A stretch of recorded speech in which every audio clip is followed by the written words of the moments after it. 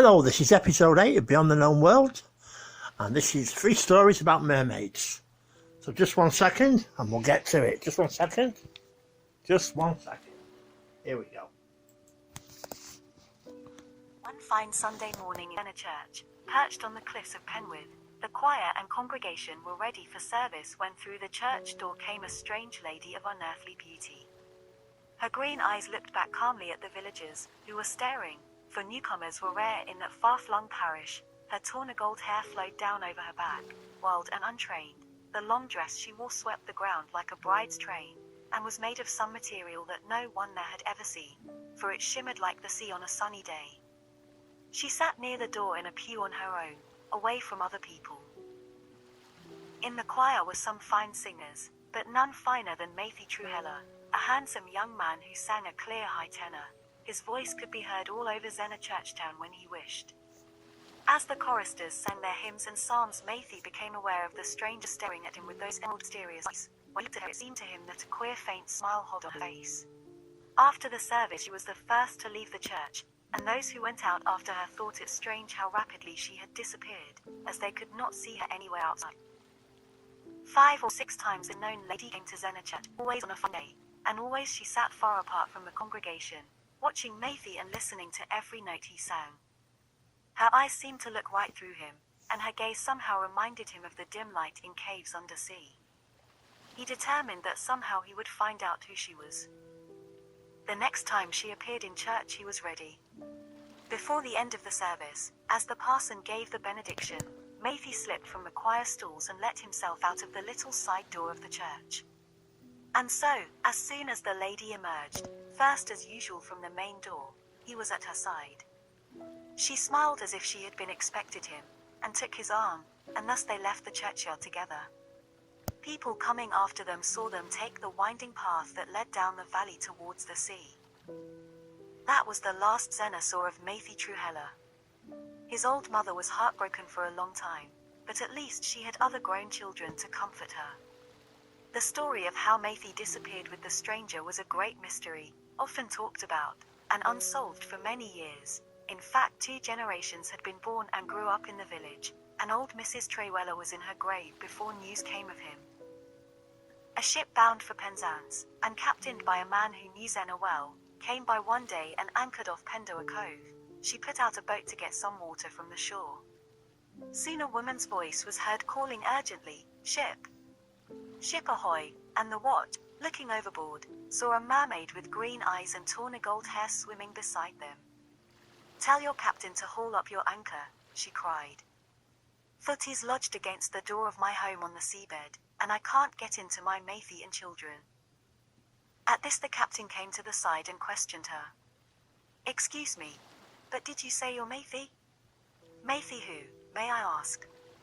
Sailors are always very respectful to mermaids, who have powers to cause shipwrecks and disaster, and often use them if they are annoyed. "Matthew Truheller, my husband, of course," she said. "Now haul away, if you please." The captain did not stay to argue, but brought up the anchor immediately. And with a swish from her long gleaming tail she was gone, diving down to the seabed and her family. So Zena heard the news, and learned Matthew's fate. Neither he nor the mermaid has ever been since, but in Zena Church now is a bench and carved to show what she looked like: long flowing hair, a sea siren's face, and a curved scaly tail. And for all we know, Matthew is still down there on the ocean floor, singing sweetly to his mermaid wife and their children. Well, there you go. That's story 1, episode 8. 3 stories about mermaids. That's the mermaid of Zena. It's a famous mermaid. So, thank you very much. And 1 second, we'll get to story 2.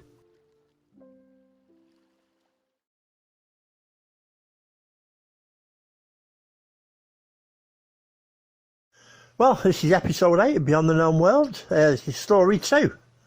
So just 1 second and we'll get to it. In 2009, mermaid fever swept through the Israeli town of Kiryat Yam as a mermaid was making appearances at dusk, often performing tricks for locals and tourists alike. People in the town were claiming to see a being that was part young woman and part fish. The first local to have seen the mermaid claims that she was sunbathing, and as he and his friends approached her, she bounded from the sand and disappeared into the waves. They were all shocked to discover that the sunbathing woman had no legs, but a tail instead. This one sighting was not an isolated event. As word spread about the mermaid, hundreds of people came forward claiming they had seen the Kiryat Yam mermaid. The Kiryat Yam mermaid has become so popular that the town council has offered a $1 million reward for any evidence that this mysterious creature exists. So far, only passing glances have been noted, and no one is $1 million richer. Well, there you go, that's story 2. What have you? Story 3 is on the way in just a second.